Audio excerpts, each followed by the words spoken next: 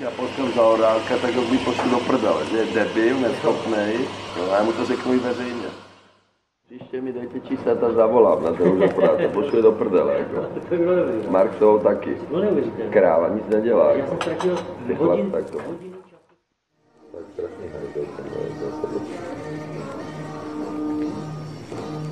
nevím, či jsem některou jsem poznal, tak to. Jo.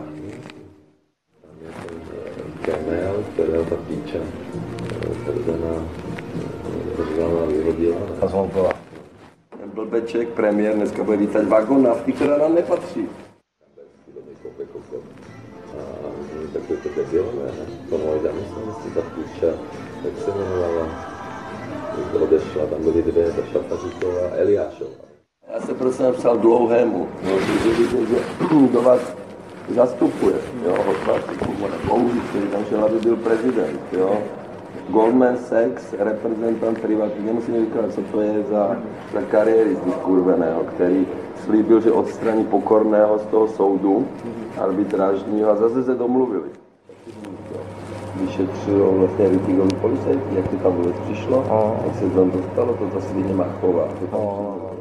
Akorát ten kokot, který tam 20 let žvaní, ten Zaorálek, nepoužitelný debil, nic tím nedělá. Jak kdyby byl minister, tak tam, no ne, ho odvolám toho debila. Poslu si tam, no jasně, zavři ho třeba.